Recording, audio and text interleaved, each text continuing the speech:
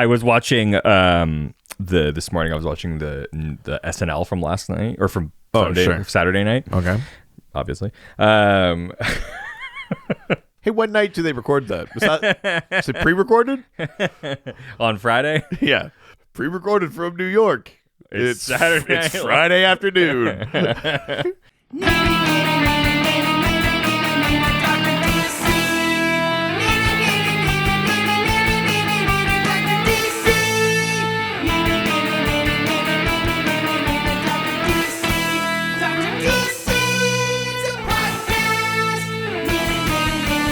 Welcome, residents, to the Dr. DC podcast. My name is producer Richard, and across from me is the doctor himself. Yo. Oh my God, you are so relevant. From the street. Oh, well, that's not good. Careful. Oh, sorry. I'm just taking on the cultural and racial sensitivity of the book you made me fucking read. Oh, the book in which you're a main character in? Fuck you, first of all. Each week we talk about the weird and wonderful world of DC while I'm not fielding going to tell you things anymore. Listeners like you. I mean, yes, you are. I will, but I shouldn't. We need content, so it'll come out one way or another. Oh. What? How come that's the only words you ever say to me? I'm locking the door. It's going to come out one way or another. Lock the door if you're coming out. Oh, yeah. Progressive. Unlike this but this is this year's For Tomorrow. Before we get to that, though, we've got a 5-star review. Yay. Number 171 from Discord. Not any specific Discord, but... I don't know what the Discord was. I just got a screenshot. Fair. Sent to me. I don't know what the server was, but it's like one that isn't ours. Is that when two wires are having an argument? What? In Discord? Hatcha! I mean, try the veal. Even without the pun, that is what Discord is. If two people were having an argument, you could say there's discord among them. That's just what the word means. Which one, though? Is it that chord or is it Discord? I hate this. Coming to us from Straight Edge Jesse. Not the same one. Probably. Jesse is still Jesse. Sure. Jesse. So this was a conversation on a unknown Discord. Yeah. Straight Edge Jesse says, at the token Canadian, only relevant if you are on that Discord, I'm assuming. Why didn't you find Dr. DC podcast at Fan Expo? Great question. Yeah. We were easily found. Yeah. Walking around in circles looking for the comic vendor that disappeared. Two giant hairy men I swear to God it was in this aisle. Having an existential crisis.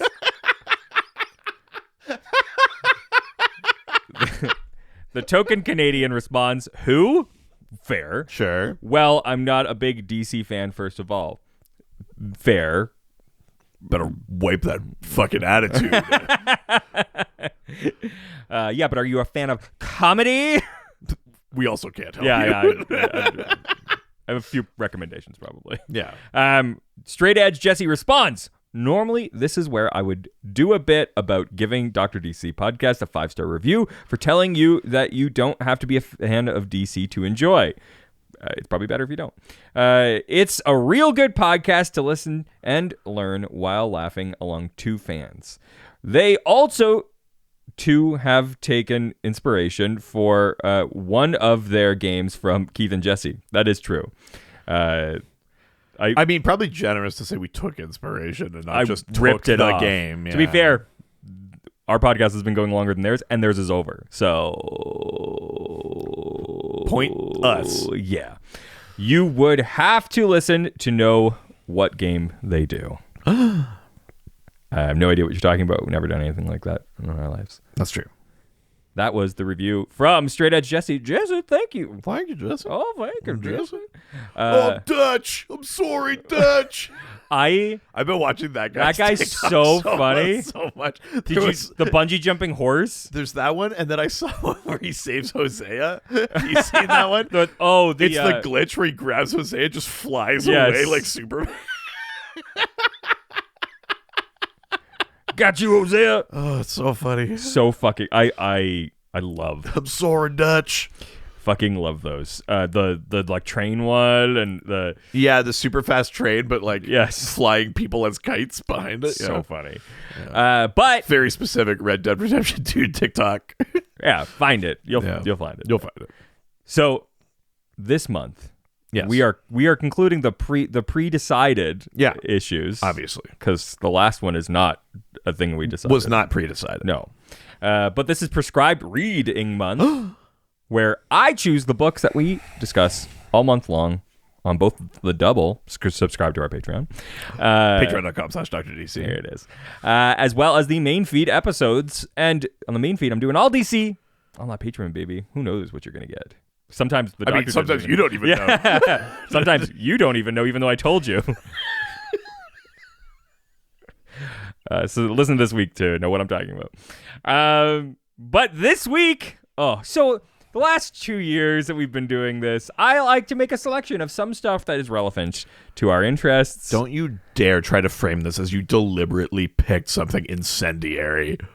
100% I did. I mean, fuck you for picking this. I needed to choose something bad this year. This is this year's For Tomorrow. Yes, exactly. But For Tomorrow is more fun. For Tomorrow, at least I thought going in it could have been good. I knew this wasn't going to be good. Here's the thing. For Tomorrow has a lot more wasted potential. This one... Yeah. Oh, no, I think they had some great ideas here. And Oof. Fuck. For me, the big thing was I don't know who these characters are. We never really talk about them. True. Going through this book, it made it even less clear. Sure. And I was, and then I found out what this story was trying to do within a single issue. The two things this thing is trying to do, and I could not help but want to read it. Yeah, it's... Why don't you describe what is in this book? Because I know you don't remember. So the book that we read is The New Guardians, Volume 1, Number 2. That's right. Very specifically. We'll talk about it from 1988. We'll talk about it as we get into it, Sure. but just for context, I also just went back and read issue 1, because a lot of this issue... Talks about issue 1. So that's fine. But in this specific issue, you just are dropped in the jungle in what I assume is Colombia. It's Colombia. I can't remember. Why do you think it's Colombia? And this team, the New Guardians, who are basically, I mean, more or less a bunch of nobodies with a couple of key exceptions, are dropped in, and they're supposed to take down this cartel. And the cartel is headed up by a villain known as Snowflame. That's right. Who gets like super strength and durability and kind of like fire powers. But how? By snorting cocaine. and it's kind of like a religious thing too. Like he like worships cocaine. He's like, I'm cocaine's god. Because it's not like in cocaine DC. Is my god, is what he says. Oh yeah, because it's not like in DC. Cocaine gives you superpowers. Yeah, it's just him. In Morrison's, I have a theory that it doesn't actually give you superpowers because it doesn't ever actually show you superpowers this whole time. It does. He burns Ram. Does he actually burn? Yeah. him? I feel like Snowflame burns Ram. Because I partly think that it maybe is just he's on a huge coke high. I mean, I think that's an element of it. Being the best self that he possibly could be. He's obviously being his best self. Yeah. That's the knock-on effect of cocaine use. And so they're fighting it. And then we kind of flash back to kind of like the repercussions of the previous issue, which we'll get into, but suffice it to say, the New Guardians fight this villain we've talked about called the Hemogoblin, who's like essentially like a vampire. But this vampire, because of the vampirism, had contracted HIV and had AIDS, and then gave that to 3 members of the team, which is really bad. And so the team are like, but at least they're not lighthearted about it.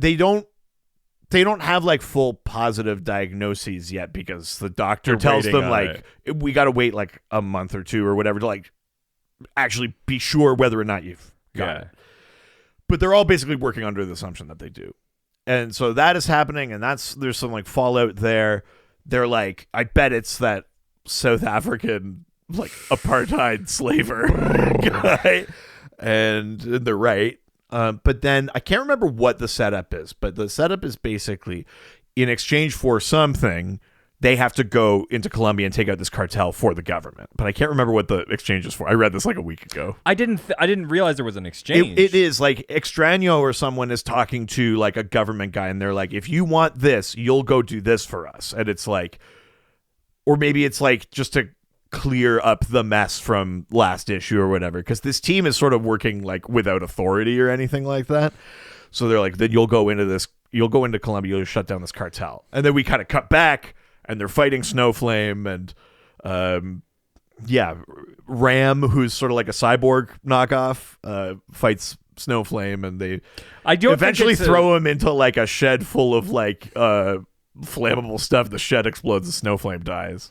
I don't think it is an exchange. He's basically just like he's basically like, look, if you want to do good, this is the thing we actually need you to do, because they want. Oh, right, because the last issue they were like fighting, and it had some like, because even though they're collateral damage, and even stuff. though they're apparently aliens, they head to the airport. They're not all aliens. No, this guy refers to them all as aliens. Yeah, they're not really. And then they go to the airport. Yeah. And there's this guy who's like, hey, you can't just be aliens at the airport. Yeah, I mean, we'll talk about details in a sec, but for those who aren't aware, the New Guardians, it's a team of, like I said, mostly nobodies, but it includes the Floronic Man, who is now... That's why I was confused. I was like, that's a Floronic Man. Jason Woodrue, who is now going by Floro, and he's decided to take a heroic turn. Yeah. Extraño, his name is Gregorio De La Vega, who's a magician. Yeah. Jet, who has like the powers of the electromagnetic spectrum. Harbinger, who was at one point a big character, the assistant to the Monitor during Crisis on Infinite Earths. Gloss, who has kind of like vague Earth powers. Ram, who is like a knockoff cyborg. Yeah. And I think it's everybody. That might be all the main ones. Yeah. But then we also see Tom Kalmaku, who apparently turned down being in the New Guardians and getting powers. But Tom Kalmaku is Green Lantern's like Silver Age like pal. That's like his Jimmy Olsen. Okay. Was this like Inuit mechanic named Tom Kalmaku. So played by Taika Waititi in the Green Lantern movie. Oh, really? Yeah. So are they? So Floronic Man clearly not an alien. Is the rest of them? No, they're no. Jet might be. Because I was just Jet might be, and Harbinger is by virtue of coming from a different universe. Sure. But Extraño is human. Ram is human. Okay, Gloss that's is good. human. Because it made those terrible accents much worse if they were also not from Earth. Listen. Essentially, though, there's not much to the plot of this issue. That's mostly it. So, should we just dive in with whatever the fuck this issue is doing?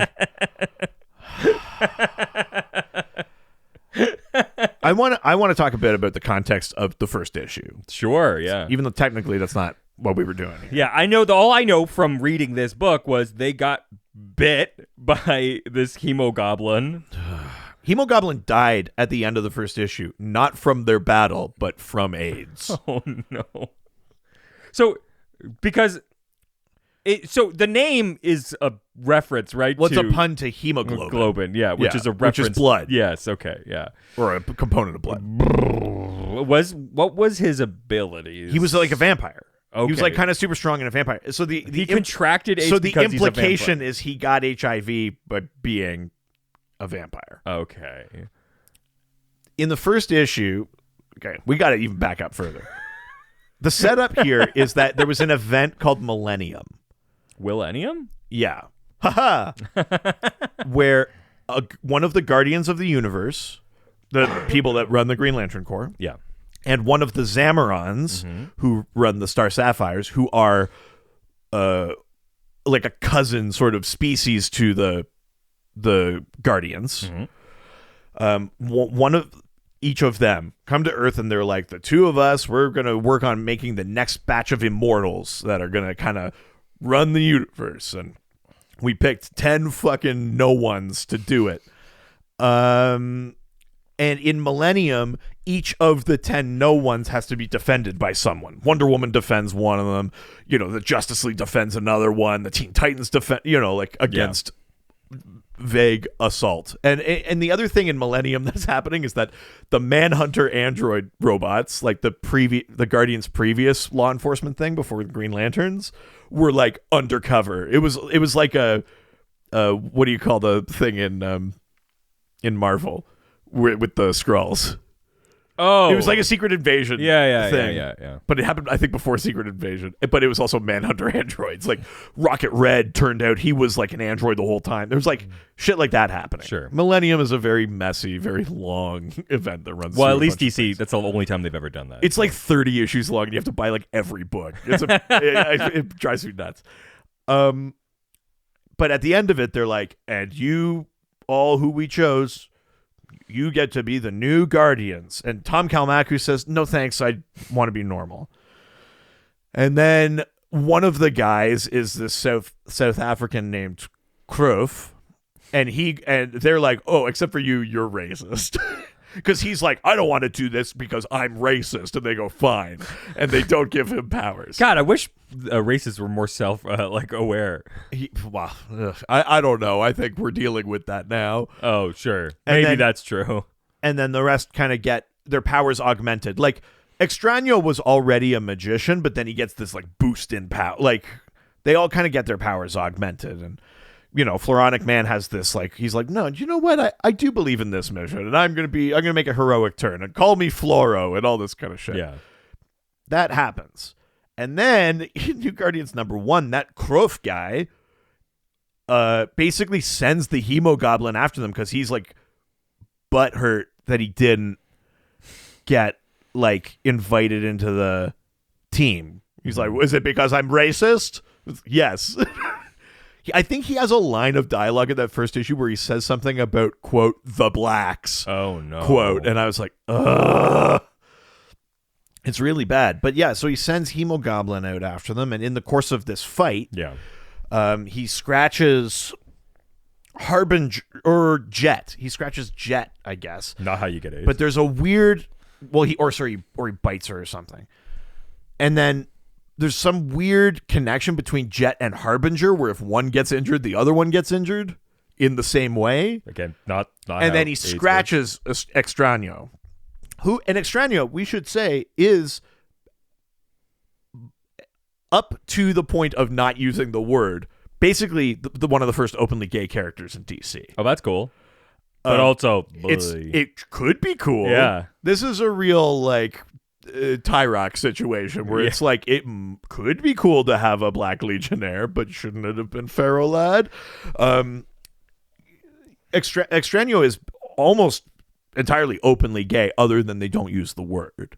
Sure. He calls himself Auntie. He's very flamboyant. He kind of gives this sort of like sage advice, like the gay best friend trope kind of shit. Yeah.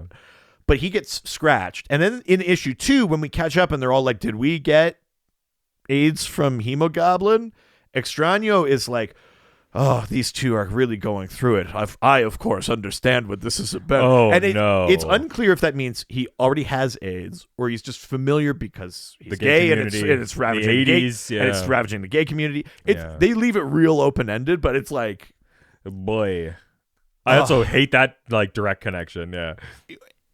Yeah, it's bad. There's this weird implication, too, in the first issue that they barely touch on in the second, that they're supposed to, like, fuck each other and make new, like, immortals.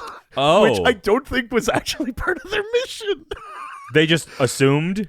In the first issue, Extraño says something. Well, it's a good thing we have the aptly named Ram here. And I was like, is that a... Whoa. Is that a fuck joke?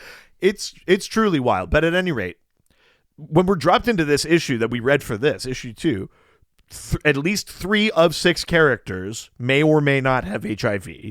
Yes. It's 2 female characters and the 1 gay character. So, yep. And then they go to Colombia to fight a cocaine-fueled supervillain. I like that they're in Colombia though, but it is a white guy. Yeah. Yeah, I mean that. Yeah, wow. I like that he's he's like fully committed to cocaine. Like he's like, I'm gonna make an outfit. I'm gonna call myself Snowflake. Again, it's like a religious experience, though. The thing that this issue never even attempts is like, it's not like I was working in the cocaine production facility and a lightning strike. Like, No. That's why I think that it's just for some reason he snorts cocaine and gets superpowers. My guess is they are his abilities and cocaine are separate. Like I think that he may get jacked up enough to like. I mean, if I were being a comics nerd about it, I'd say he has a latent metagene. Yes. And ingesting cocaine somehow activates it. Yes. Probably that means something else could activate it too, but cocaine, that's the thing. He's got a ready supply and he fucking loves it. I think that it had if this was like a good character, by like the end of the first trade or something, you'd find out that he had it in him the whole time and he doesn't need to use cocaine. Yeah. It's oh Jesus, this fucking book. I really like in the second on the second page, he's like, I am Snowflame. Every cell of my being burns with white hot ecstasy. Cocaine is my god. Different drug. This guy doesn't know what he's talking about. I'm on ecstasy and cocaine's my drug.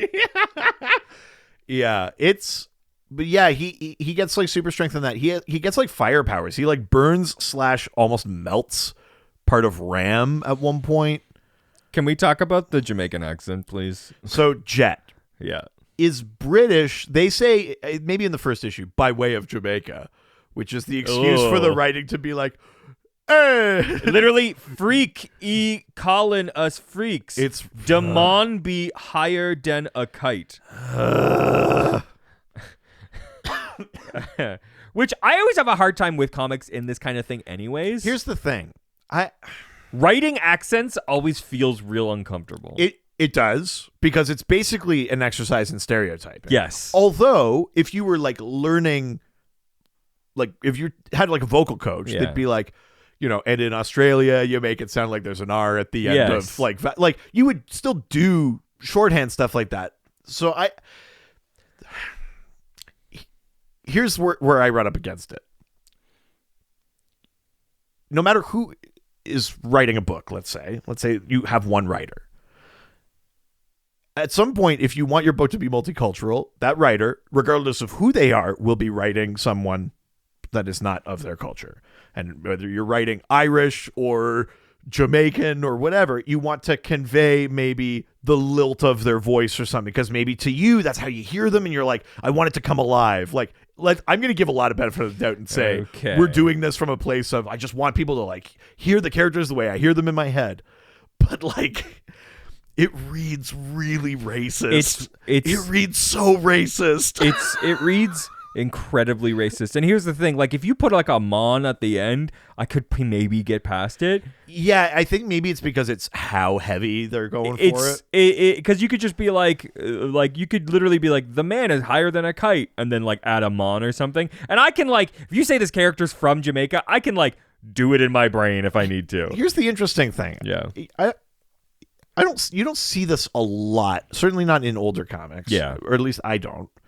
So we haven't given the credits for this. This particular story is called Blow in the Wind. Steve Englehart is credited for the plot. Carrie Bates is credited for the dialogue. Interesting. Joe Staton on pencils, Mark Farmer on inks, Anthony Tollin on colors, John Costanza on letters, Andy Helfer editor.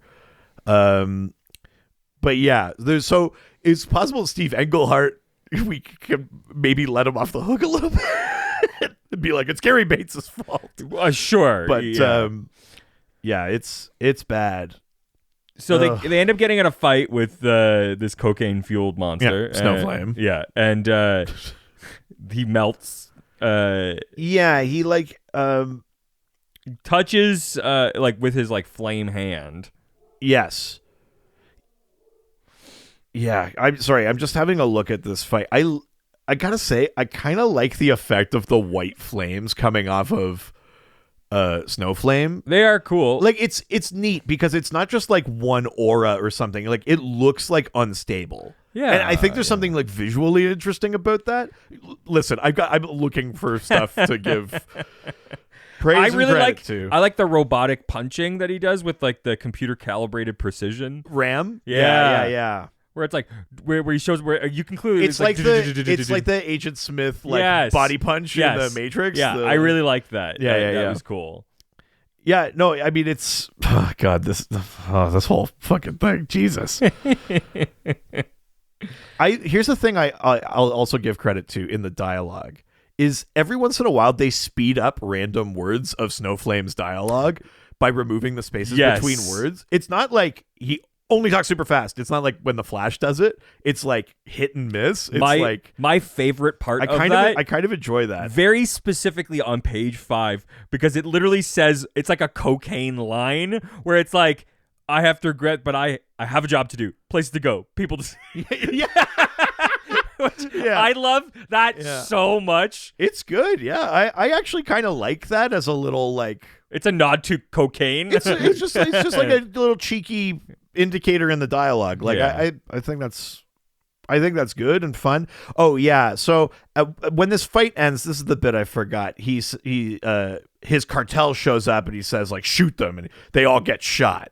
And that's when we do our flashback to before. And Extraño is visually very, very Doctor Strange. Very. Big kind of cloak and the popped up collar and everything and stuff like that. But yeah, so we get to this scene with this doctor and they're like, do we have HIV? And he goes, it's too early to tell. And he goes, in the event any of you do contract the disease, you must not despair. In addition to AZT, the FDA has several other promising drugs in the pipeline. There's new research being done with natural proteins, like there's bone marrow transplant, there's natural hormones, blah, blah, blah.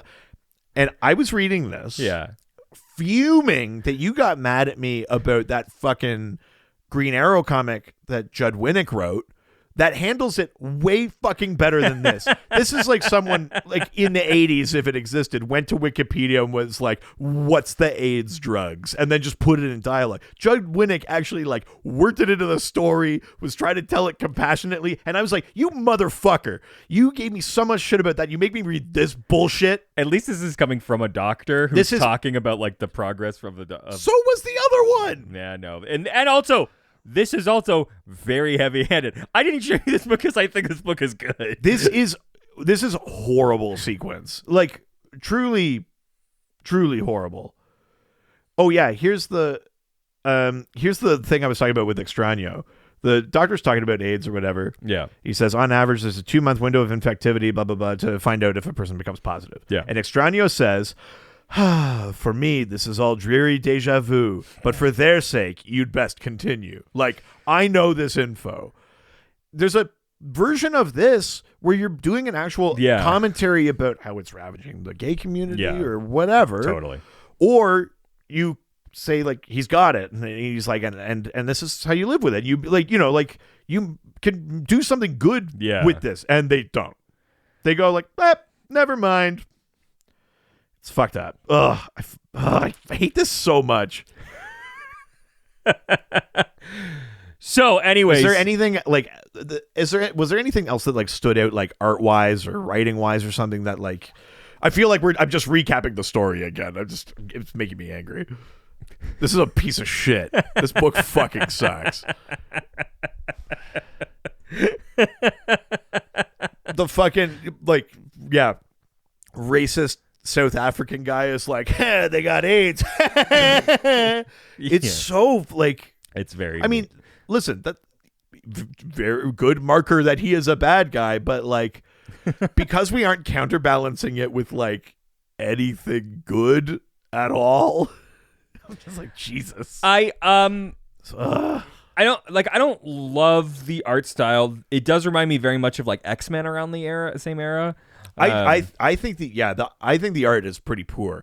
Other than the designs of Harbinger, which was already established, and Extraño, which is fun and colorful, I think the costume designs are brutal. I hate how Ram looks. That like sickly seafoam kind of green of his circuit, like. I guess you want him to look different from Cyborg.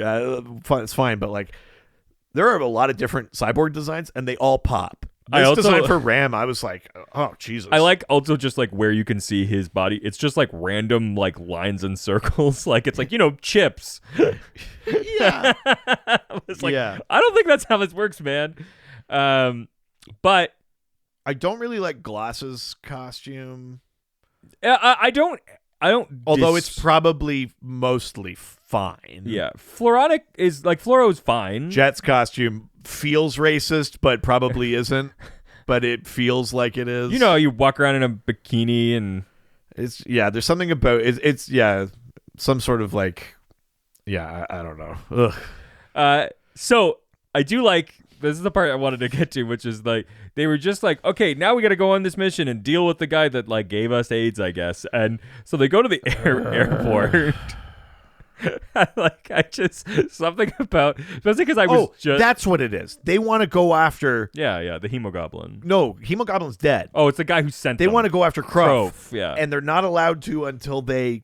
This is what the no, it's not even. It's not even that they're allowed to after that. They're like, hey, there's this weird political thing going on right now, and the whole world doesn't trust you guys. That's right. Yeah, it would cause an incident if you like went to South Africa. We're dealing with this very like strenuous political thing, and like we don't trust you. They definitely don't trust you, and you going over there through our airport is going to make that. You're not going to make anything better. Yes, that's right. Yeah. So do this for us instead. I just love it. They just go to like just an airport, like they're going to just cause a different kind of international incident in a country we care less about. Oh, that would be great. Yeah.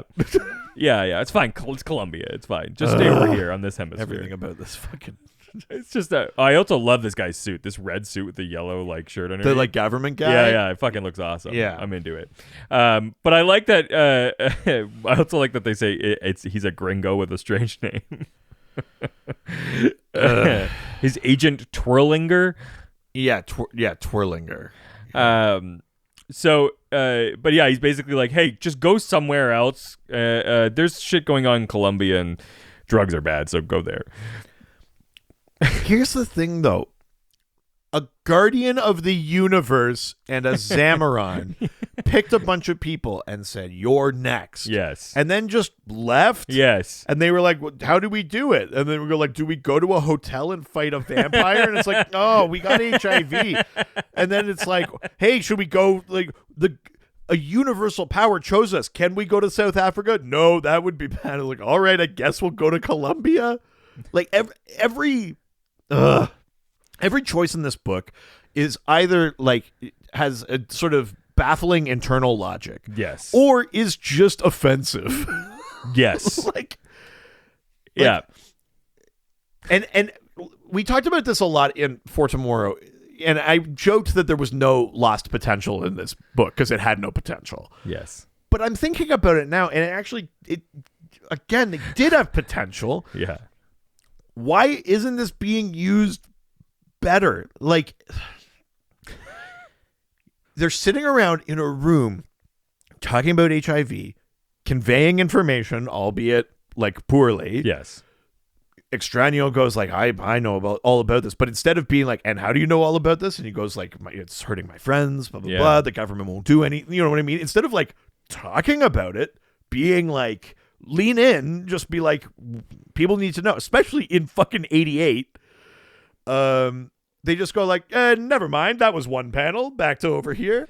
And they don't like, it's not, Hemogoblin just dies off screen. They go like, yeah, he got AIDS. Like, there's no compassion, there's no empathy, there's no effort to be like, and how do we change people's minds about this? They just go like, well, you won't necessarily die right away, but it's still like, ugh. Like, there's no effort in there. It's fucking crazy. And then they go, hey, do you know what's another like hot topic issue right now? Drugs. So now we're combining Reagan's like let the gays die kind of shit with Reagan's war on drugs kind of shit. Yes. What the fuck is this book?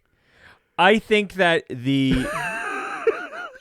that scene where he talks about like that he's aware of the sort of like the ravages like HIV has on community, potentially because he is himself gay without saying it. I actually don't hate that part. I think like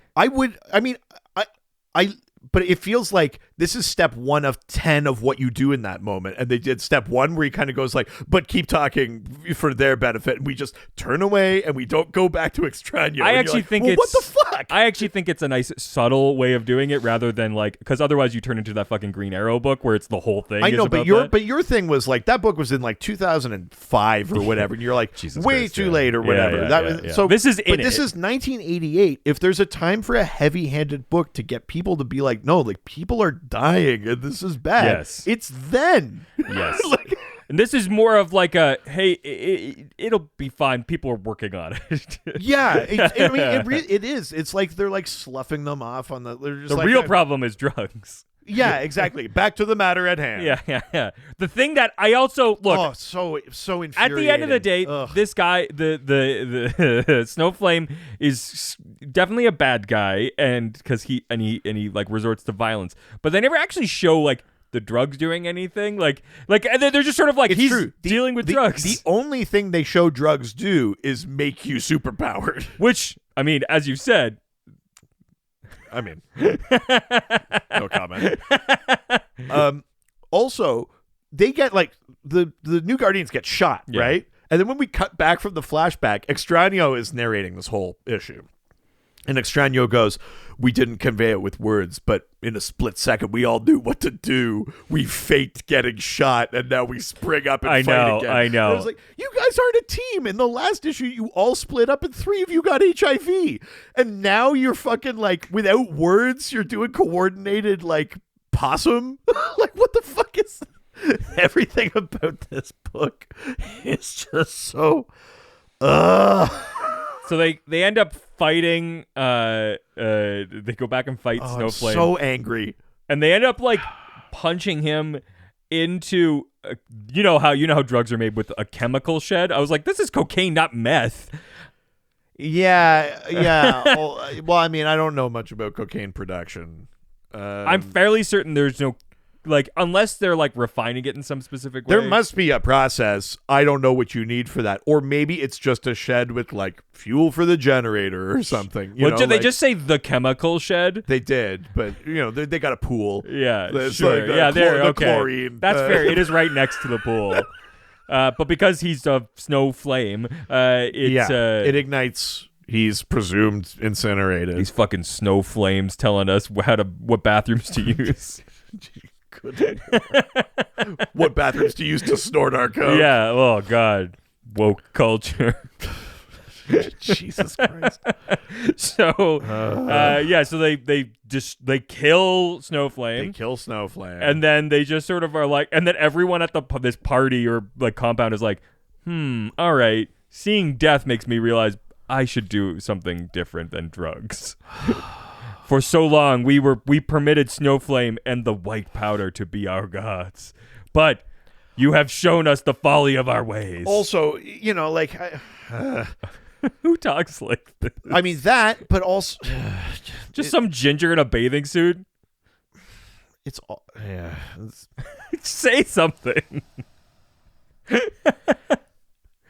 I keep feeling like that ending is also racist in a way. Where it's like a bunch of people, regardless of the fact that they are kind of like an international team, come to this other country. Sure. Dispatch the white guy, and the locals go, thank you. We couldn't have figured that out. White saviors. We were all holding guns. Yes.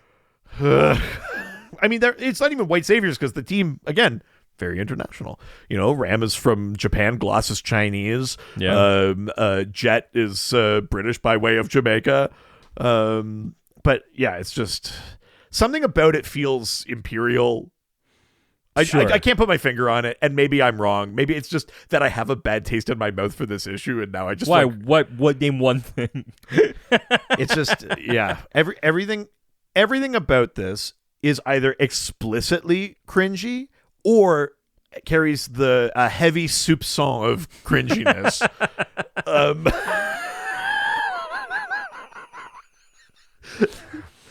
It's I'm furious that you made me read this. So I would rather read For Tomorrow. Wow. At least then there's a pussy joke. Again, making me think of the first issue of this series where Rick Strano goes, well, if we are meant to, hook up, then we have the aptly named Ram. You're like, Jesus. God. I mean, get it, but where the fuck you at, Comics Code? we're getting saucy over here. So, and then he also says at the end of this book, he says, yet I do not know if my future is to be measured in months, years, or decades. I'll tell you something, life is hard. I mean, but again, it's almost there, yeah. Instead of the moments where it could divert into something more meaningful, it veers back to some sort of weird Reagan era. Yes. Kind of, because it can't be pro-gay or drug. Yeah, they're like, well, we have a gay person, but we can't say he's gay, and we've got drugs in here, and the drugs make the guy cool, but damn you, Columbia. I will say that Columbia, if you could get your act together, it's so everything about every time there's a moment where it's are we gonna do something that's gonna be really revolutionary in comics or subversive or something, that they go no, let's veer back to propaganda. Snowflame is so close to being cool. He's got a cool flame. His outfit's kind of cool. He's got long hair. Designing the outfit is kind of cool, but he's got the weird Kraven the Hunter fur on his boot. Yeah. He's very close to being rad. Yeah, insane power. He's supporting the local economy. I mean, I don't know, man. It's basically indentured servitude for all those people that were working for him. We don't know that. I mean, you're making an assumption. I guess I am, but I can't. Maybe he's paying a fair wage. Sorry, so you see white guy in illegal trade in foreign country, and you're assuming the best? Name one reason why I shouldn't. Oh, good Lord. Yeah, I mean, this is bad. It's a bad issue, structurally, in that it's messy and the choices don't make sense, and even the characterization is weird. Just last issue, we saw that these people couldn't act as a team, and now they're doing coordinated play possum without words. Yes. So even on a base level, this issue doesn't make any sense. And then you add on all the missed opportunities, the weird conservatism of it, everything is kind of cringy and if not racist, vaguely, everything about it feels bad and wrong. And reading it made me feel bad, and I hated it. Well, at least I didn't make everyone else read it, too. And the issue is, the art is not good, no. I would say. It's actually kind of the color choices, I already mentioned Bonkers. It with Ram, but, it's kind of hard to look at. What Extrano looks like red? Yeah, Extraño looks like he stayed in the tanning bed too long. There's a few background characters. Is that them going he's Central American? Well, because make him look like fucking Abed Sewer. He's purple now. Some of the followers of Snowflame also look like that color red. So I don't know if that's just a print issue or a digital transfer thing, but that looks fucked up. Yeah. Snowflame and Extraño are the only two people with cool costumes. Definitely. Harbinger's is fine. Yeah. But I can't give credit to this stuff for that. But yeah, so I made everybody else read this too, and they have questions. Let's get into today's questions. I'm furious. Maybe you guys could cheer me up. Let's find out. First question comes from Twitter. Oh wait, sorry, I didn't say it. This is a 1 out of 5 case. Oh, is it? What do you rank it? 1, but it's a long line of a 1. Yeah, right. Yeah. It's a 1 that feels like a 5. And 1 that takes you to a 10. Good Lord. Let's go to Twitter. That's Twitter. First question comes from Colin J Video, who asks, if you were to cast Snowflame for Doom Patrol Season 4, who would you cast? Right. I'm going to first say a Colombian character. Is that more racist? I don't know. I know what you were trying to do there. I know. it's not like a judgment thing on you, but like, is that more racist? I don't know. I think it might be. Because here's the thing. I think you make it a white guy because like cocaine is such like a rich, privileged white person drug. Okay, then I make it Joel McHale. Sure. Because he feels like the type of character. Right. Guy that could pull that off. Yeah, I mean, I have no fucking clue who you cast for this. John Malkovich. Oh my God. Actually, John Malkovich. Yeah, John Malkovich. From one episode of Doom Patrol. I don't hate that. Snowflame is like, that should be a Doom Patrol villain. Yeah. Why? New Guardians? Yes. Like, I love it. It should be like Snowflame, Codpiece. Like, Yeah. line up these weird ass Doom Patrol villains. Shoshana, are you listening? Yeah, you're. I hereby relinquish any creative rights to the use of Snowflame in Doom Patrol And the casting idea of John Malkovich. Yeah, the casting idea to John Malkovich. I relinquish all rights to writing credit. Or all right, let's go to the next question. From. Did you have an answer after saying something racist? I said Joel McHale. Oh, right. It's not racist. I think. Maybe. I don't know. Everything. This exact feeling you're having right now is how I felt reading this comic.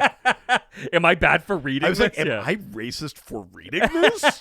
Am I a bigot because I'm reading the New Guardians #2? If you read Mein Kampf, that doesn't make you like a supporter of Hitler? Your Honor. Or so I told the librarian. Yeah. I mean, at that point, it's their fault. They had it. Right? That's what I kept saying. Jesus. Next question from our favorite religious representative. Chris Chan? That's right. Chris Chan, who asks, does only Snowflame get superpowers from doing cocaine? What superpowers did you gain, Reed? I believe I deliberately omitted this one from and the I doc. put it back in. Put it back in.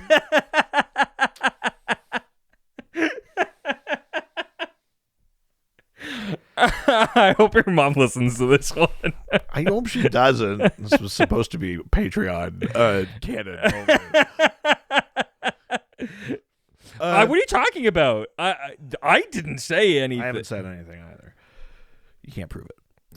What's sorry? So the first part of the question again. Is he the only one that gets superpowers from cocaine? I mean, as far as I know, everyone gets superpowers from cocaine. I mean, when you think about it, makes you the best version of yourself. The superpowers are kind of the cocaine we did along the way.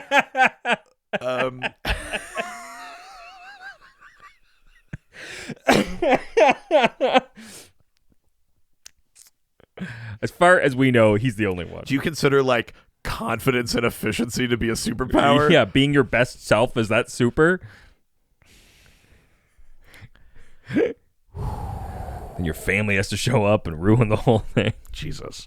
As far as I know, Snowflame is the only character who specifically derives superpowers from the use of cocaine. Yes.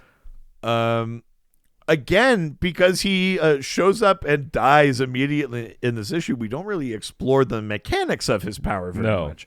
Again, if I was being like a kind of a lore boy the way I am, I'd be like, he's lore got boy? A lore whore. Baby. There it is. Yeah.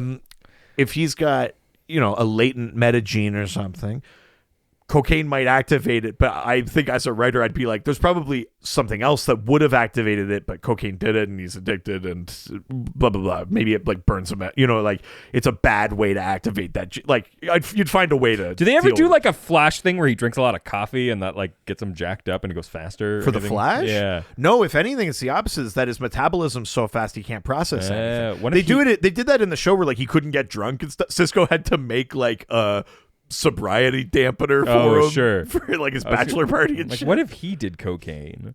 I don't think it would do much. If anything, it might be like an ADD thing where it slows you down. I think it would work through too quick. I think that the sort of Speed Force metabolism kind of fair.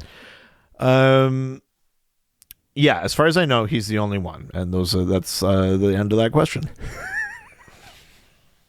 I think we've answered both halves. And fuck you. Let's leave Twitter and head on over to Instagram. Deliberately didn't put that question in. Now we're going to Instagram, take some questions and answer them.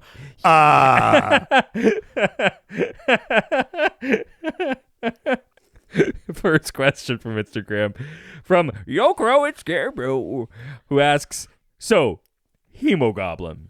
That's a thing? Why? And does he show up anywhere else? So, no. Again, Hemogoblin dies in the issue he shows up. But, I mean, he could have had an existence prior. I mean, yeah, sorry. Yeah, I mean, I don't think he does. I think he shows up in that issue. I'm finally alive. Hemogoblin, here's the... Well, okay. I'm trying to divorce how the things make me feel from like objective truths about them. Hemogoblin is very clearly meant to have a sort of Nosferatu kind of look to him. Sure. Very gaunt. You know, he's got teeth. He's like, he's vampiric, you know, and he's got super strength and stuff like that. But then when you throw that AIDS thing in there, then you go like, did they just make him look sick? Oh. Like, and that's the look. And because they don't, like, you infer that because of his vampirism, he accidentally contracted HIV. But what you're doing when you don't give a character room to breathe or grow or give them any sort of inner life at all, because he's basically like a mindless monster. Yeah. They even say that in the book. Is that now all you're really doing is equating monstrosity with the sort of people that get HIV. That's a thing that I read in that book. Yeah. Whether or not that's the intention, it's the effect, right? Like, so now you just have this mindless monster, whatever, and you just look and be like, well, yeah, it's his fault. And it's like, well, that's fucked up. Yes. Like, and like what we were talking about in the stuff that happens in issue 2, this is the failing of this series, as far as I can tell, is that in any moment where they could do something interesting or subversive or progressive, instead they either go, they'll get it, or they just veer 180 degrees the other way and go back into like sort of conservative kind of politics. And you end up, Hemogoblin looks like what Republicans were afraid. Hemogoblin becomes the thing of propaganda. Yeah. The gay menace, the AIDS, blah, blah, blah. You know what I mean? Like all that shit. Hemogoblin just is that now because we've given him no inner life. He's just a monster. We don't find out it's not just that we don't find out how he got it. It's that they leave it open-ended so you could be like, maybe that's the power of it. You know, like he got HIV and it made it. Like you're left to be like, did HIV make him this? Sure. Which is probably not true, but like there's so little information given or context given for Hemogoblin that if you can just like make him and by extension anyone with HIV a fucking pariah. And it's insane. Well, also it's equating it to like vampires, which like there's this whole contagion thing, and and gay culture within vampirism. And the Anne Rice vampire thing is also what Republicans are afraid of with like gay people. That there's a whole sort of side thing you could delve into about like culturally, like the shift in how vampires are depicted versus what were the prevailing politics afraid of. Yes. And all of those things are in play. But yeah, I mean, the thing is, there's not much to say about Hemogoblin because he basically shows up and dies. There's no context, no backstory, no personality, no character. He's just a monster with HIV, and I think and they just throw that out there and they go like, well, if you draw that conclusion, that's up to you. It's like, it's a fucking cowardly way to write a fucking book. They do it You went to the trouble of giving him HIV. Do fucking something other than evil. Yeah, they do it in this book too, where they literally say he was just a monster. And I'm also like, is he a vampire or a goblin? Because those are two fucking different things. Well, I mean, yeah, he's vampiric, but the name is just a play on moving a couple of letters. I know, but it's just for a joke rather than totally. It's fucked up. Now, in other retcons and stuff, I'm not sure if he's shown up again. I hope not. Yes, because I think it's better to let this one die.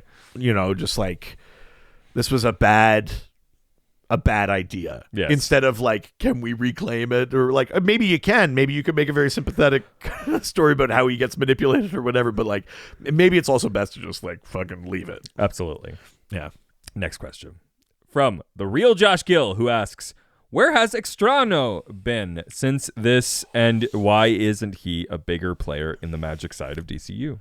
Yeah, Extraño. So the resident magician of the New Guardians. Cool character. I like him, and I like he's very kind of like he's like a real showman. Yeah. In the way that makes like Zatanna or Zatara fun. Yeah, I like that stuff. And so Gregorio De La Vega shows up in more modern continuity. Steve Orlando, we know, past guest, great writer, past guest, very cool guy, wrote him into Midnighter and Apollo. Oh, really? So Midnighter and Apollo also, gay superheroes, but he wrote Extraño in it, and part of what he was saying was like, if I'm writing a book about gay superheroes, we should go back to the one that's like basically the first, hell yeah, or one of, and put him in there. And in that one, he, I think, has a family. I think he's married to Tasmanian Devil, and they have a kid. But he shows up a bit in that, and he showed up. Yeah, that one. Yeah. He also shows up in the DC Pride special from last year. Oh, that's right. Yeah. Leading what they called like the JLQ, the Justice League Queer, which is basically like an informal network of queer superheroes that support each other and help each other out. I think in that story, they like defend a pride parade. I get the point of it, but it sounds very close to the FLQ. Yeah. I mean, I think no one in the States knows about or would care. It's a very important thing. Look it up. I mean, terrorism in Canada. Yeah. From in the 70s. Yes. Yeah. But yeah. Yeah. The Front de Libération de Québec. I knew you couldn't help it. Yeah. Yeah. That's the very famous Pierre Elliott Trudeau quote, because he invoked the War Measures Act, which basically suspended civil rights. He basically imposed martial law in peacetime to find the FLQ. So they could just arrest people. Like, he suspended civil liberties, which was fucked up. Yeah. But it's a very famous Pierre Elliott Trudeau quote where they were like, you think you could just like get away with this? And he said, just watch me. And he like walks into House of Commons. They pass this thing. They arrest everyone they can. They stop the FLQ. Yeah. But like, it's fucked up and bad. Like, I think for a long time, people held that up a bit like, that's a leader. And then, like, sure. I think even I, like, in high school was like, yeah, that you just do what you have to do. And now I'm like, oh, God, I don't like that. Yeah, they're taking away our freedoms. Well, yeah, I got to be careful not to swing too far the other way. You think they're going to get away with that? I want them to take some of my freedoms. Yeah. Very specific ones. A few freedoms I could do with it. At any rate. So Extraño has been shown in the context of the JLQ. Sure. And stuff like that. But you're right. I mean, generally speaking, not around a ton. Yeah. And I would love to see more of him. Yeah, hell yeah. Like, it feels like he could occupy kind of like where Madame Xanadu is. Yeah. Like, Madame Xanadu's not in everything. No. And she's not often on the front lines. But, like, I love the idea that, like, Extraño's been around for a while. He kind of maybe has a slight elder statesman-y sort of thing. And he's like, I've been doing this for a very long time and in very difficult conditions and with people that hated that I even existed, but like he could kind of impart wisdom and stuff to either younger queer heroes or younger magic. You know what I mean? Like a sort of mentor, like a Alan Scott, but for magic kind of like, I think there's like a fun way you could make Extraño bigger again. But yeah, I mean, for the most part, you're right. He hasn't shown up a ton. Yeah. Wow. All right. Let's leave Instagram and head on Also, over. I fucking love his name. Gregorio De La Vega. It's fucking cool. Isn't De La Vega, isn't that Zorro's last name? I think it might be. Am I making that up? Isn't he a De La Vega? Is that racist? I don't know. I mean, I don't know. I don't know. I was about to say something definitive, and it's like, I don't fucking know. Let's leave Instagram and head on over to email. Check the email. Nice. Yeah. Our old friend Pen15 back, baby. pussy@vag.com. This is the type of deep thinking that we need. The studious comedy. Yeah. We made a bunch of really good points about where this issue failed us. Now, what did pussy@vag.com ask?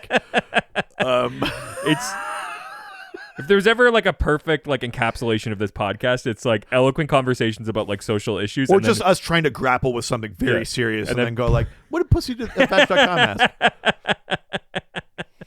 Hey, what did Cuckmaster69 have to say about racism? What of a butt fart butt?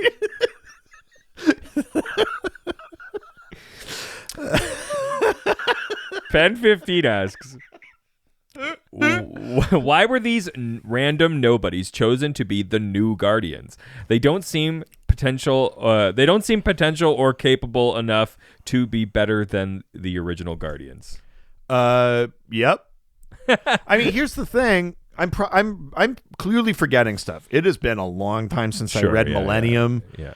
And this era of comics is probably my least read. Like the era between Crisis on Infinite Earths and like Death of Superman is probably the stuff I've read the least. I've probably read a lot more kind of after Death of Superman, into like, because then you get like, you get your Nightfalls, your Emerald Twilights. Like DC was doing the like, what if we killed everybody? And you go like, all right, I'm going to read that. Yeah. And I've read a lot of that stuff. I've read a lot of stuff that comes before it. Obviously, I grew up on like Bronze Age comics and Silver Age stuff. And totally, it's this little gap, where after Crisis, then there, like event wise, you had Legends, you had Millennium. Like there's a few little pieces in there, and it's like that's the shit I've read the least. Yeah, because it's the sort of gap between when you picked it up and when you first read. Kind of, yeah, and just interest's sake, like it's kind of a weird kind of wasteland for me, and that's not a value judgment on it. There's good stuff in that, but it's just a gap. So I'm missing stuff or forgetting context here, but truly, I have no fucking clue. Yeah. Like the thing in Millennium is that the Guardian and the Zamaron are like the next batch of immortals. They're gonna be on Earth. For some reason they decide Earth, and I don't know how tied it is to the idea that like Earth's at the center of the cosmos or whatever, like that kind of shit that we take for granted now as part of like the cosmology of DC. But they go like it's gonna happen on Earth, and they do kind of, I think, somewhat deliberately choose internationally because they want it to be representative of Earth. Which is why you've got people kind of from all over, except Africa, and not from South Asia either. Actually, not from a bunch of places. So, well, yeah, the guy they picked from Africa is the white racist, and then they go like, "Wait, he was too racist. Should we replace him?" Nope. Uh-oh. Yeah. We'll just tuck that aside for a second. But, I mean, truly, I have no fucking clue. Mm-hmm. I don't remember if there was a thing where it was like an explicit reason why they weren't picking like Justice Leaguers. It was like, we want people that, will, like earn the power we got. Like, you know what I mean? Like you could any sort of like bullshit kind of story thing you could do and be like, and that's why we picked you, your humble beginning. Like, well, maybe there's something like that. I just don't remember. Truly though, not even like their powers make a ton of sense as a team. Yeah. Individually, like they're fine. They're kind of neat, but like, it's not really like we're assembling. I guess you've got someone who's magic, someone who's computers. Someone who's like the green. You have someone who's like the green. You have someone who's like the earth. You have someone who's like radio waves and stuff like that. You've got like, I guess you're kind of covering a few bases. Yeah. Sure. But again, it still doesn't feel like, and you've been put together with a purpose. Because again, they just fucking leave them. Like this whole book is them being like, so how do we become the new Guardians? And they're going, I don't know. Should we fuck each other? His name's Ram. Like, nice. Can we go to South Africa? No, not on that plane. I guess we'll go to Colombia. Like they don't really seem like universal powers. No. Like, no. And there's no. It's also not like. It's not like the thing where they use the word New Guardians like they did in the New 52, where it's like the Guardians are out of the way. We need new people to kind of run the lanterns. and like, here are the keys, and I just want to. It's not even that. They're just like on Earth, and it's like, well, what do we? They have no direction. They barely know each other. They're fucking sloppy. They don't work well as a team. Like, it's weird. It's weird that they left them at this stage, and not like that. The Guardian stuck around and was like, and once you guys work together, then we'll like.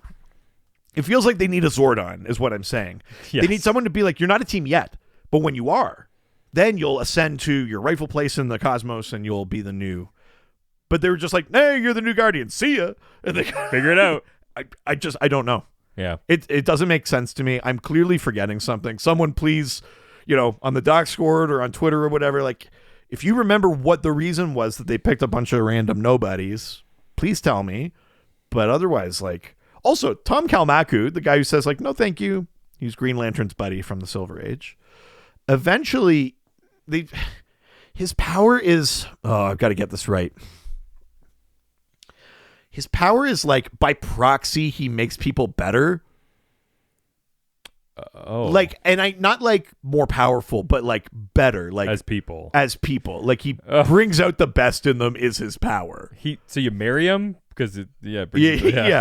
Fuck, marry, kill, new Guardians. We're not playing this game. Unfortunately, my answer is I have no idea. This book is baffling and bad.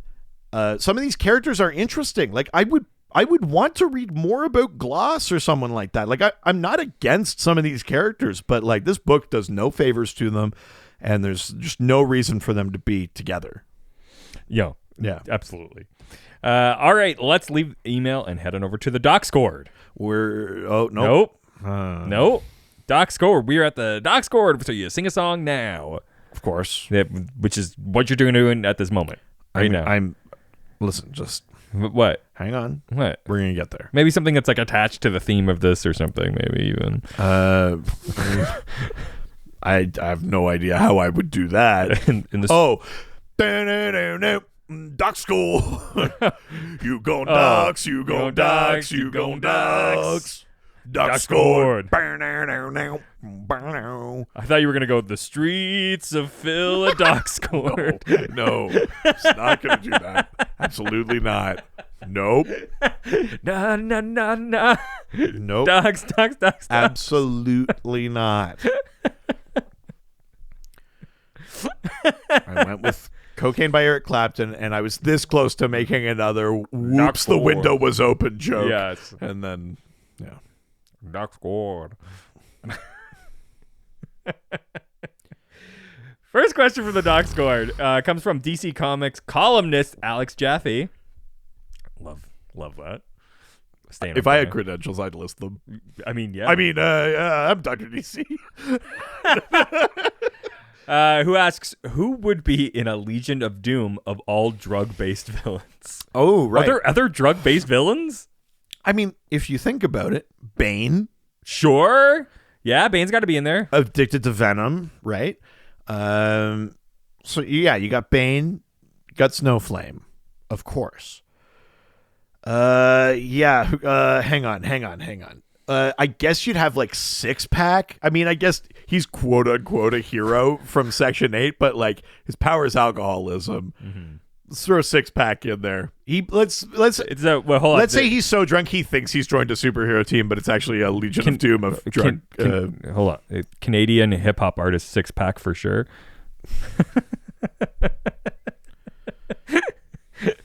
I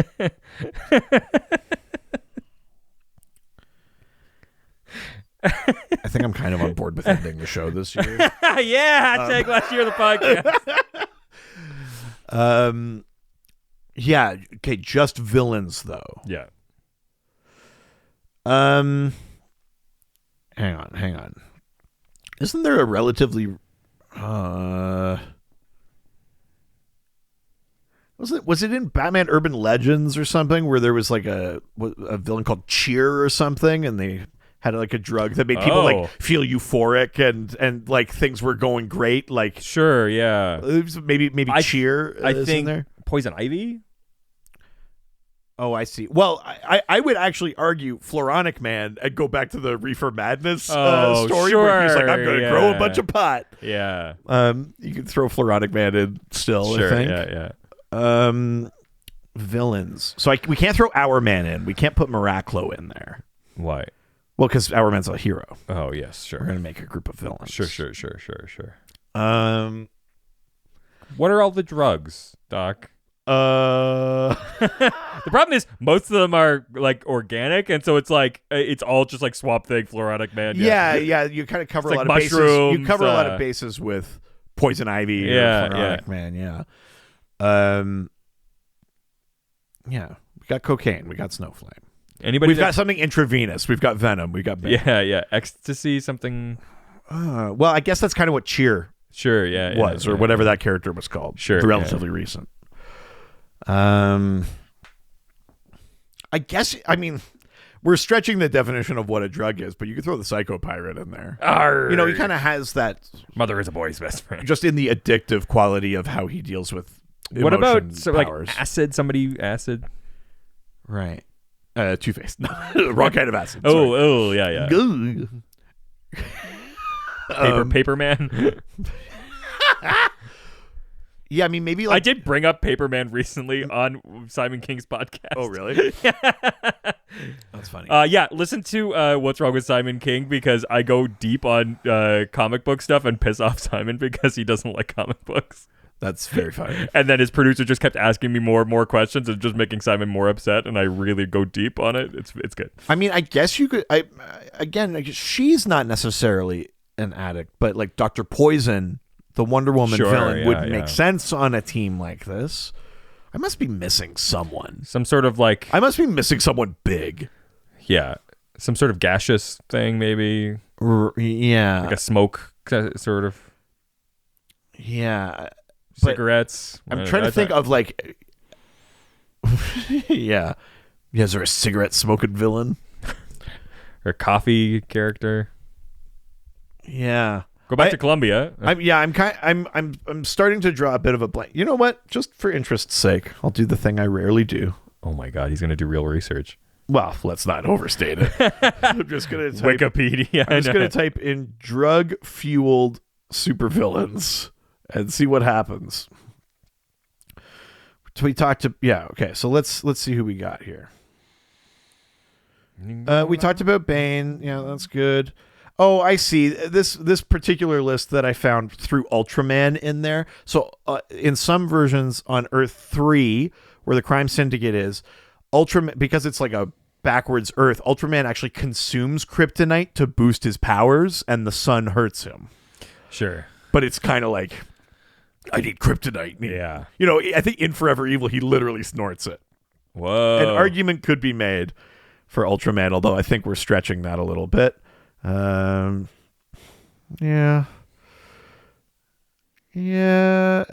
Our Man's a hero. Elongated Man. They threw Gingold in there. That's not a drug.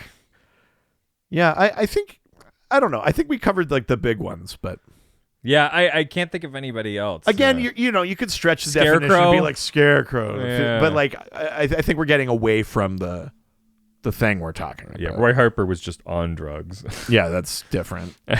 And not a villain. It's a victim. Count Vertigo. Yeah. All right. Well, let's go to the next question from Mullet Overlord, who asks, do any of these characters besides Extraño and Floronic Man go on to do anything after this series? I mean, Harbinger does a bit. So again, Harbinger was a big character before this.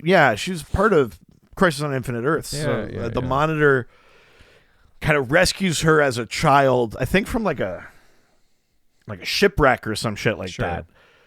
And I think she comes from Earth Prime, where Superboy Prime comes from.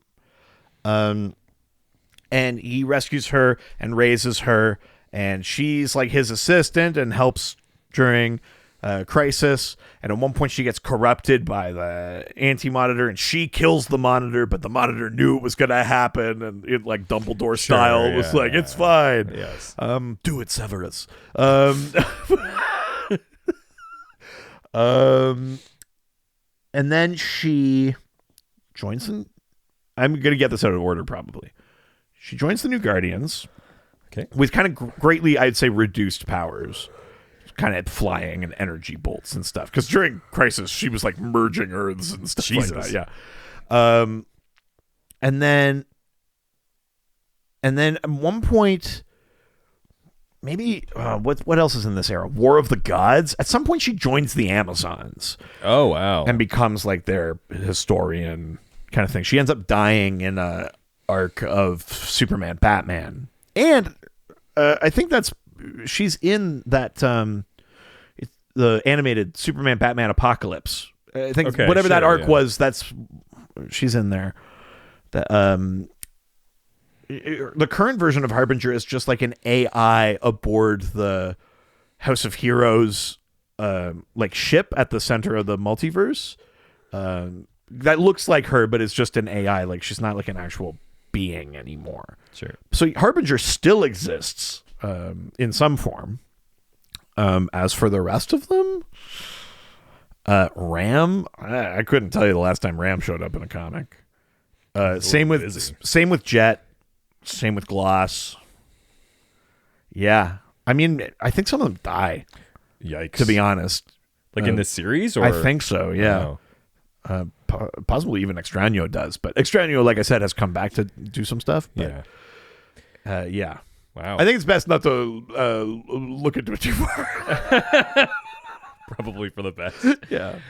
All right. Next question comes from Butt, who asks, if you were going to create your own drug-powered supervillain, complete with punny nickname, what name and drug would you choose? Such a shame that Miracle Molly is already taken.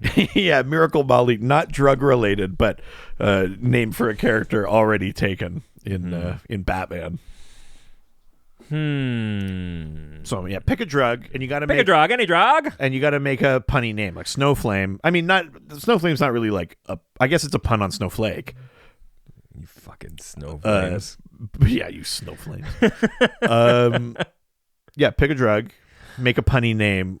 What's a different like drug powered hero? Ivermectin.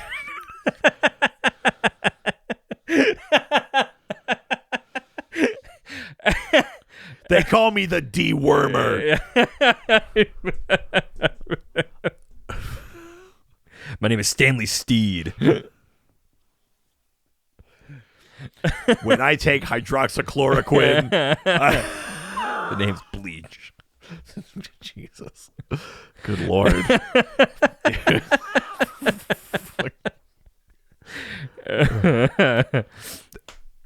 They actually, they call me the Alivermectin because I stay alive when I take ivermectin. A thing that I love about TikTok is that because they things get banned for like saying specific words and things like that. So instead of saying like suicide, they always say like unalived. Or I think that's just for dead. Yeah, which I think is very interesting. All right, drug, meth. Okay. And it'll be crystal powers. Ooh, okay. Yeah. Or crystal death. Ooh, yeah. Yeah. Hell yeah. What kind of powers do they get? Snowflame gets like obviously strength and endurance and durability, but also like kind of flame powers. What powers would your crystal meth it's get? kind of like the do you know the thing that happens in Doctor Strange where it's like the like almost like this like mirror glass effect around where it's like this illusion thing, but it's also like, is that what meth does? I don't know. We're asking the no drug taken. Hey, I'd like caffeine and beer. Oh, I mean listen, I shouldn't be talking about that's good. Sorry, I'll try to do more drugs. Thank you. For my personality, I'm sure that'll be a great thing. Yeah, like how could it go wrong? What about you? Yeah, let's see. Ain't gonna lie, Hang on. The MDM maniac.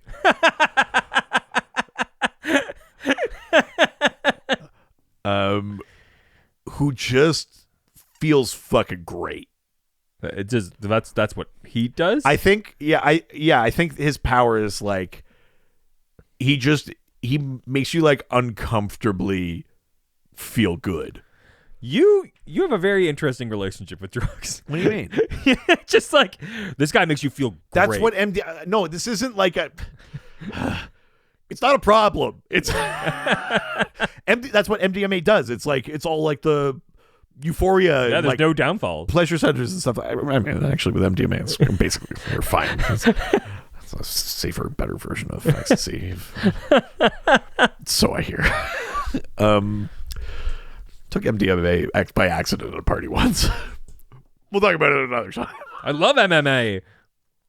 No, it was worse than that. It was just someone. I thought this was meth. Someone just like walked in with a bag. Was like, "Who wants one?" And I was like, "Me." And I just took one. And I was like, "What was it?" Was just a jar of pills. It's like a bag of loose. Your child could never listen to this podcast. A lot of people can. And yet have. Some of the most important people in our community have. Yeah. God, are we doing the right thing? Hey, here's the thing. They still have your comedy to contend with, so. Yeah, I guess I'm not hiding it. No. You just recorded a thing that the whole world is about to be able to hear. About how you want to kill yourself. About suicidal ideation. And how I'm fat and depressed. Yeah, I'm sure drugs are the least of their problems at this point. Fair. Yeah, the MDM maniac. Sure. Yeah. There we go. All right, let's go to the next question. From Archbishop Dan Dunn. Whoa. Oh, yeah. Yeah, Listen, the apocalypse is coming to the butt scored. Oh, my God. I've revealed myself as Caboocifer Morningstar. I could tell what you were researching recently. Yeah, he's risen. He's jizzing. Whoa. He has jizzing. I once again, just on the he is risen note, saw my current favorite Easter meme, which is someone photoshopping a Centurion helmet onto Poe Dameron, just going, somehow Christ returned. That's so funny. It's my favorite Easter meme. It's a great one. Archbishop Dan Dunn asks, Harbinger seems like an underutilized character after this era. With all the crisis, you'd think she'd be more prominent. What kind of role would you give her in the DCU if she didn't become the Amazon's historian? Yeah, so again, Lila Michaels, sure, Harbinger, that does sound like a porn character. Lila Michaels? Yes. Oh. Like a very 80s, 90s porn actress. Yeah. I mean, at this point... Lila Michaels. Yeah, it does kind of have that sound to it. I mean, I... would know. Ask me a question about drugs again. Or being fat and wanting to kill myself. Jesus. That's a big hole I got to dig out of. I think that's a line from that porn. Oh, no. Yeah, I mean, so this is a character who, with kind of cosmic awareness. A character who, after Infinite Crisis... Donna Troy kind of takes some of her place as the archivist or the person who has all of the knowledge and memory and experience of other continuities and other histories and stuff like that. Donna Troy, in part of her weird history as a character, kind of assumes the role of what Harbinger was. But post Infinite Crisis, and she kind of does that sort of thing. Yeah, what would you want for Harbinger? I mean, here's the thing. I think I'd prefer it if she wasn't an AI, but I kind of like her just back in the multiverse. I think the problem with Harbinger is they brought her just on Earth, and then it was well, what do we do with her here? And it's you're just always we tucked her away on the island we rarely visit, and then we gave her a job where even on the island we'd rarely see her. Yes. She's the archivist, she's the librarian on Themyscira, the least accessible place to see a person. Also a place that is all about war and battle and not very much about the internal research. I mean that's not true either though. That's a that's a fundamental problem with how some people portray the Amazons, but like still the point is like you gave someone basically like a book desk job on an island no one can find. That's not a person that you want to showcase. Fair. Right, by definition. Yeah. So like I'd rather be like the Justice League's archivist or something like that. Like, I mean, I guess, but I mean, again, that feels like making like Sue Dibney like your secretary. Sure, it's like yeah, I don't know. Like, did we have to do this at all? Couldn't we find like an actual use? Sure, yeah. It's, so I kind of wish she wasn't just an AI, although I sort of get it. But it would be cool just to have her in the House of Heroes, sort of. You know, like I like her back in the multiverse. Yeah. I don't know that I have like a different thing I'd like her to do. On Arrow, you know, Lila Michaels was on that show for seasons without powers. She was Diggle's wife. Sure, yeah. And so, you know, after the death of Amanda Waller, which happens on Arrow, Amanda Waller just gets fucking shot and killed. Lila takes over Argus. And she shows up on Flash and stuff like that. And you're like, oh, yeah, it's her. And then in Crisis, the Monitor shows up and goes, boom, powers. And she goes, what? And he goes like, I had plans for you the whole time. And you go, you pulled it off. You gave her like, you made her Harbinger. Sure, yeah. But, you know, so they had her in like a totally separate thing, basically.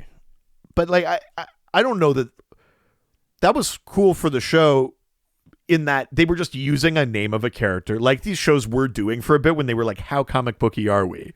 And they were just using a character's name like, Lila Michaels, no one's going to give a shit. And then they were like, oh, we're actually doing Crisis. We should make her Harbinger. And they found a way to do it. Yeah. I don't know that going the other way around where it's like, we have Harbinger. What other thing can we give her? I don't think there's one that really stands out to me. I like her back in the multiverse, though. Sticking her on an island in the library doesn't work for me. Sticking her on like a fucking nothing team like the New Guardians doesn't work for me. Except in the way that it's interesting that on a team of basically no ones, they were like, we should have one person with any sort of cosmic experience beyond this new Guardian team. But yeah, I think I like her doing that. All right. Yeah. Last question. Okay. From the marvelous Ryan. Okay. Who asks, Snowflame came back in the Catwoman comic. He did. Wow. But if he didn't, how would you bring him back in this era? Also, what character has insane dialogue like Snowflame? Oh, man. You know who has insane dialogue like Well, I mean, not exactly like Snowflame, but like similar kind of cadence is like Cobra. Oh, sure. You know, like if you're talking about the like, it's my God. And I like kind of like the zealot sort of cadence of dialogue. It's Cobra. It's that shit. It's like Kali Yuga, like all that kind of like. That's the thing that I think it's closest to. Yeah, it's true. Snowflame did come back in Catwoman. It's actually like a pretty fun issue. That's crazy. It's a pretty fun issue. I think Codpiece is also in that issue. Really? If I'm not mistaken. Wow. Yeah, that's pretty fun. Yeah, how would I bring him back? I think it'd be one of those things where it would be like one of those storylines. You know how like Mr. Bloom's thing was manufacturing the ability to give people superpowers. Mm-hmm. There'd be something where it's like like maybe it's that a worse villain or a worse cartel actually has Snowflame like captured, and they're like experimenting on him, and they found a way to like make their cocaine do to others what it does to him. You know, and it's that like we're getting everyone hooked on coke and powers. It's that sort of thing. And it's like it's not that Snowflame is this great genius or whatever, it's that they capture him, and so it's sort of like a double kind of thing of it. And yeah, maybe something like that. I mean, I guess I'm just repurposing stories that happen anyway, so it's not super creative, but I also don't think Snowflame is like a rich character full of possibility. So I think I've got it. Okay. You put him on the Suicide Squad. Sure. I mean, perfect, because then you just fucking kill him. But here's the thing. You make it more about like Amanda Waller like taking advantage of like his drug addiction. Yeah. And you make it like, oh, we found out that it's not just cocaine. It's different drugs give him different abilities. Oh, Jesus. Okay, so he's kind of like Halo, but he has to do different drugs to access different. And he realizes through this process, like, he doesn't want to do drugs anymore, and like Amanda Waller like forces him to do drugs. Right, he can tap into the still force when he does heroin.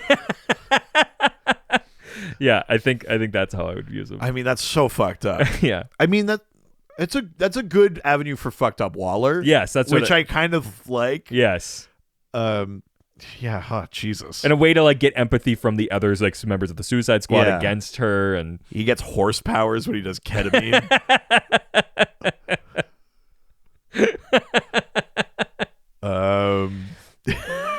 Good Lord. Yeah, ayahuasca and becomes cosmic. Yeah.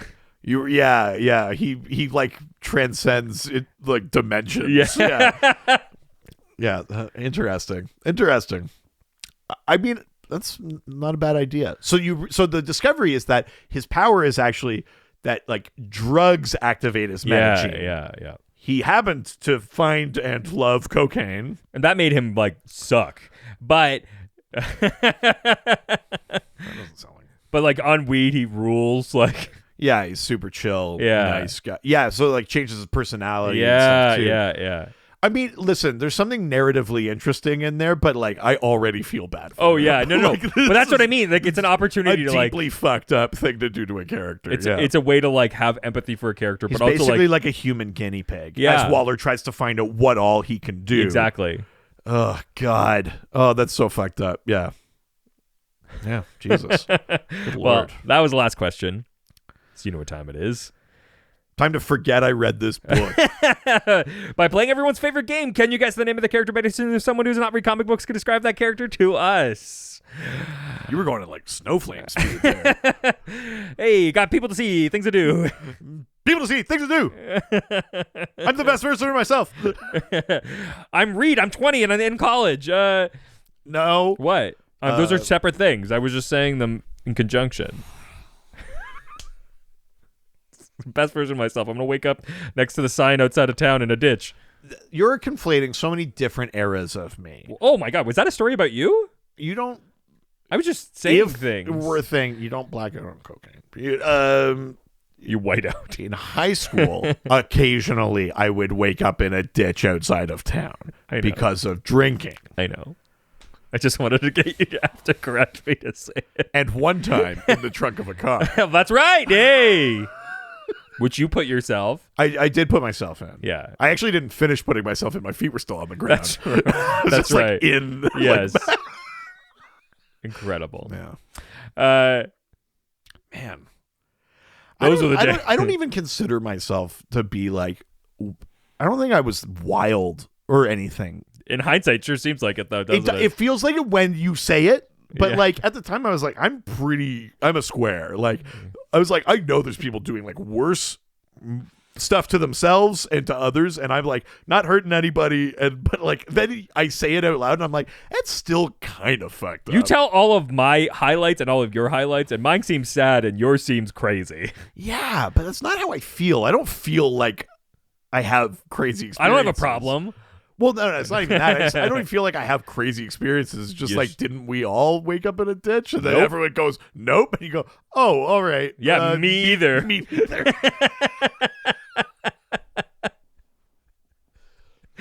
So, if you don't know how this game works, I send a photo of a DC character to my wife who does not read comic books, nor does she care for them. She sends back 4 clues describing what she sees. The doctor does not know the character I sent. Okay. I do. Well, let's get to it. All right. 4 clues. First clue. Okay. Has eyebrows drawn on their suit. Okay.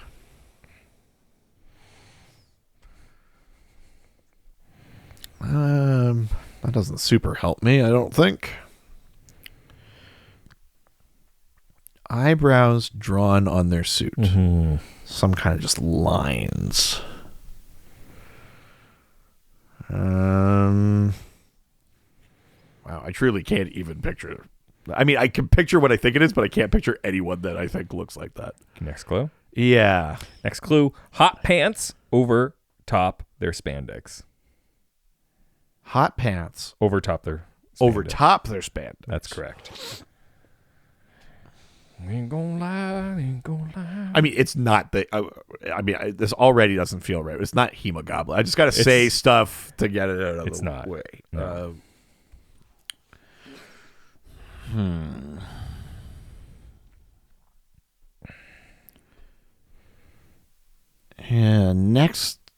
Next clue. Okay. Third clue. Chest emblem looks like a humanoid apple with a dangly dick. A humanoid apple with a dangly dick. Is it the bookworm? No. Is it?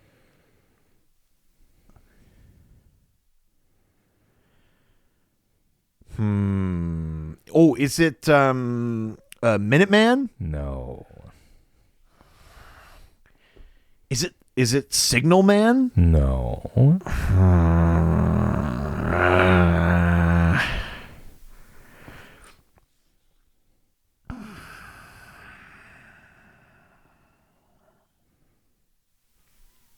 Last clue. This one will give it away. We'll see. Final clue.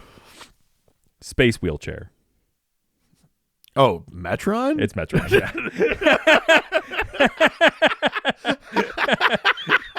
Yeah, his suit does have eyebrows on it. Yeah. Oh yeah. Oh yeah. Right. Does, I know. okay. I know. That she said that to me, and I was like, "Apple human what?" And then I was like, "No, you're not wrong." Yeah. I get it. Yeah. I get it. Yeah. Yeah. There you go. Metron of the New Gods, the new god of knowledge. That's correct. On the Mobius chair. That's right. Mobius, Metron himself. Well, Mobius has been retconned as the Anti-Monitor. Yes. Yes. You idiot. Well, we'd love to hear from your residents if you were able to guess this clue, or maybe you want to send in a question for next week's episode. Would we know what it is? Well, you should, because we have the final vote here. So, if you haven't picked, then this is your opportunity to pick. I guess I just assumed that you look at the Patreon, and I shouldn't have done that. Yeah, and that'd be the only way that I would have known. The Golden Age patrons voted, and they decided it has to be something painfully 90s. So if you look around the room at the piles of shit you've got, what do you mean? Pick something painfully 90s, and if you don't have it ready right now, then we'll make sure we post it. But that'll be the next and last thing for Prescribed Reading Month. Oh, it's coming to me. Okay. I think I have it. All right. Yeah. Sure. Let's do the Hacker Files. Whoa! Volume 1, Issue 1. The Hacker Files. That's right. I like it. That does feel painfully 90s. Yeah, it came to me. What are the other ones that are? What were the other options? Doesn't matter at this point. We didn't pick them.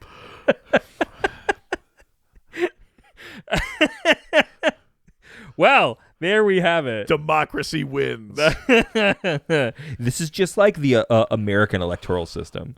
I love democracy. What? I was doing the Palpatine. Oh, sure. Interesting choice of characters to talk about. What do you mean?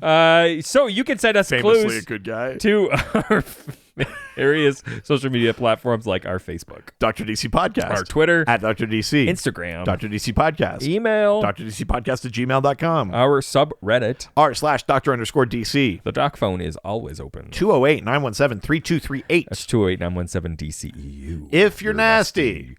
We're young and cool, so we're on TikTok. At Dr. DC. We're old and irrelevant, so we have a website. drdcpodcast.com or .ca. We're needy, so we want us to get a review from you. We want us to get a review from you. That's right. So why don't you get on whatever podcast platform you are on? 306 episodes.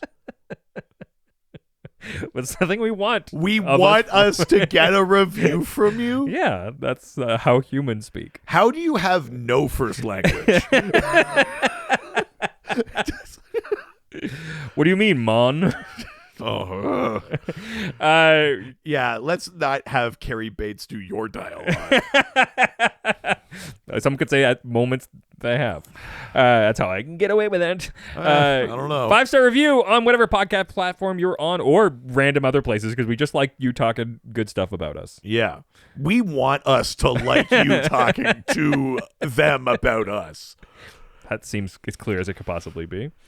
And it's a good thing you fucking hired me to work at your... What were you giving people before I worked there? Me don't know. Why don't you send us some physical mail to either Richard Eden or Reed Vanier at 301 Hogue Street. That's Hoge Street, Whitehorse, Yukon, Canada, Y1A1V8. If you're giving us stuff and giving us support, why don't you send us some money, please, and subscribe to our Patreon. Patreon.com/DrDC. There are 3 levels, $1, $5, $7 level. They all give you access to the Discord, our amazing Discord fan community. There's a lot of fun stuff happening there. Starting tomorrow, actually, we're starting a book club on Batman 3 Jokers. I was made to do it. Oh, wow. I've got that. I was made to do it. Yeah, it could make you could actually read it. I could. You won't. No. But yeah, all sorts of fun stuff. Help support us. And at the higher levels, you get bonus episodes, videos, theme pools, all sorts of fun stuff. That's right. Also, if you like what we're doing on there, you might also like our other podcast. That's right. Whose name is Ghostfacer. Wow. A supernatural rewatch. Whoa. What happened We're there? going through nothing. I don't know what you're talking about. We're going through every single episode of the CW Supernatural. Mm-hmm. We do real world monster lore. We talk about behind the scenes stuff about the show. It's a ton of fun. And, we're just talking about the Supernatural. Sorry, you were complaining about me having issues with work? It's contagious. Much like... No, absolutely Ciao, not. ciao. Adios. They always fight for what is right. Live with danger and adventure. They are men of might. This was a Brain Freeze podcast.